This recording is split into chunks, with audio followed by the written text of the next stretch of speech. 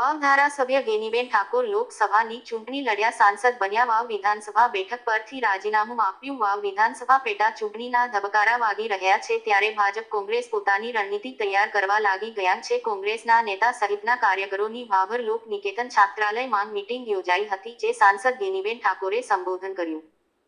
પેટા ચૂંટણી ક્યારે જાહેર થશે, કોંગ્રેસની ટિકિટ કોને મળશે તેના સંકેત આપ્યા કે તમામ વક્તાઓએ વાત કરી એના ઉપર એમણે એમ કીધું કે અમારા બનાસકાંઠાની જિલ્લાની પ્રજાનું અભિવાદન કરવું છે અને પછી ગેનીબેનનું કરવાનું છે।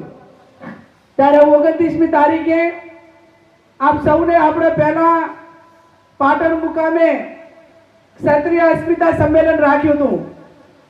હું માનું ત્યાં સુધી 2012ની ચૂંટણી હતી। અહીંથી રંગે ચંગે ફેટા બાંધીને બધા ગયા હતા। એમ સાહેબ બધા ફેટા બાંધીને આવશે, પણ જે દિવસે ફટાકડા ફોડીને સ્વાગત કર્યું હતું એવા ને એવા ફટાકડા લાવજો અને અમારા બનાસકાંઠા માટે ગુલાબની પત્તી લાવજો અને ડ્રોનમાં ગુલાબના ફૂલ ભરીને બનાસકાંઠાની જનતાનું સ્વાગત કરજો। આ પહેલું એમનું કરજો પછી મારું કરજો। આપણા પ્રશ્ન હતો લાઈન નાખવાનો, તો અહીંયા બધા જ અમે આગેવાનો બેઠા ખડે પગે થઈ ગયા હતા, હજી લાગવા વાળો લાઈન આવ્યો નથી। અમે કીધું ભાઈ ખેડૂતોને વ્યાજબી વળતર તમારે આપવું પડશે।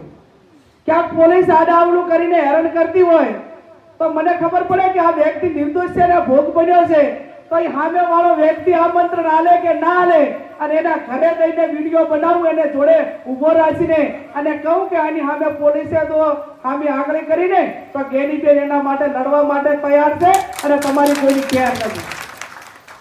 આ સંદેશો સમગ્ર વહીવટી તંત્રને આપ્યો કે નથી આપ્યો? આપ્યો છે। વાવ વિધાનસભાની ચૂંટણી એ ટૂંક સમયની 10-15 દિવસની અંદર જાહેરાત થવાની છે।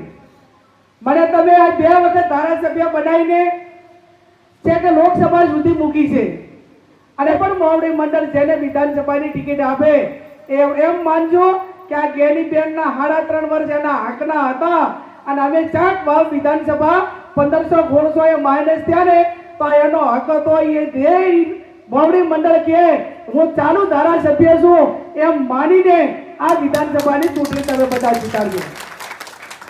ધારાસભ્ય આપણો હોય તો 50% રાહત મને વાવ વિધાનસભાની છે। જિલ્લાની જવાબદારી છે અને જિલ્લાની જવાબદારી એ સમગ્ર તાલુકે નિભાવવા માટેના મારા પૂરેપૂરા પ્રયત્નો છે।